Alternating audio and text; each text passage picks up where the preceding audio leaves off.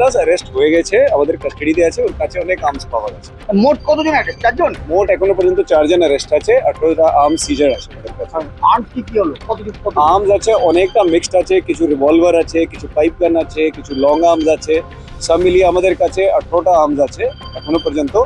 এই জাস্ট এই 19 হয়ে গেল, একটু আগে একটা ওর সিজ হয়েছে। 19টা আর্মস আছে, যার মধ্যে আমাদের 10টা লং আর্মস আছে আর 9টা স্মল আর্মস আছে।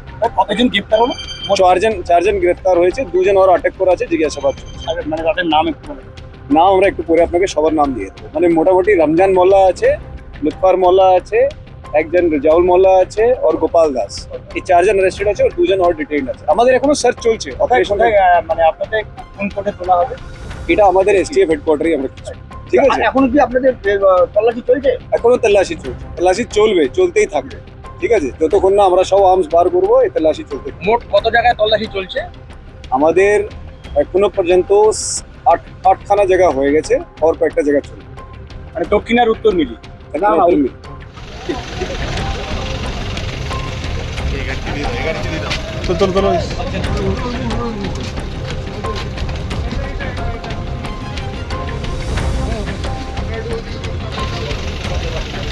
কোনটা যাবে?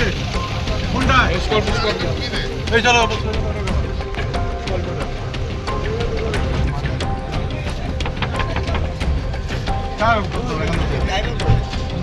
একটাকে মাঝে ওঠা, একটাকে পিছনে ওঠাও।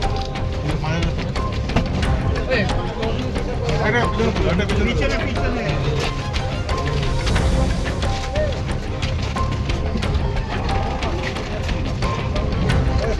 শুধু সন্দেশখালী নয়, সারা পশ্চিমবাংলা লুট হয়েছে। একদিন ভয়ে লোকে কমপ্লেন করতে পারছে না, কমপ্লেন হবে, পুলিশ তার উপরে অ্যাক্টিভ হবে, কাজ করবে।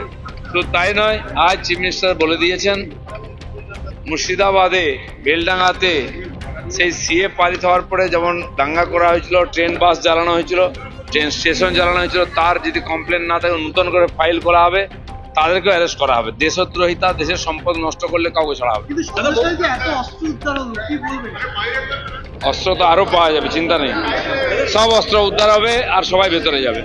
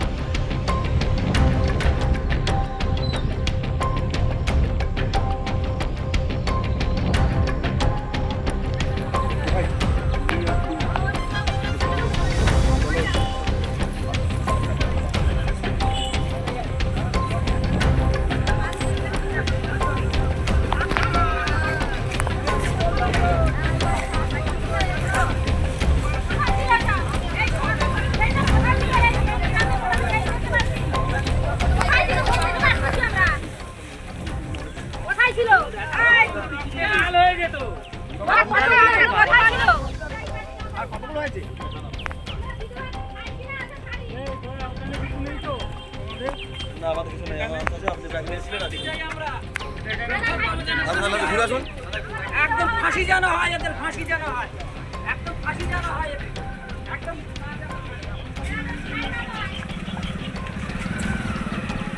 ফাঁসি হয়।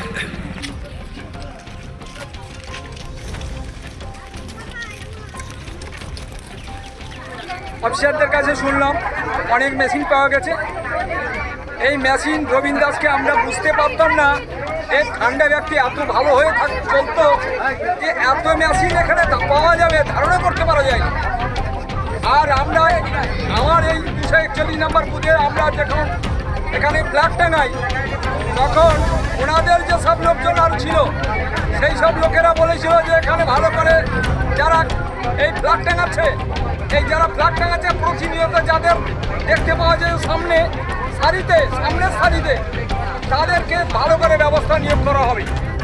কিন্তু মূলত আজকের এই পশ্চিমবঙ্গে আজ বিজেপি এসছে তাই আমরা রক্ষণাবেক্ষণ হতে পারছি।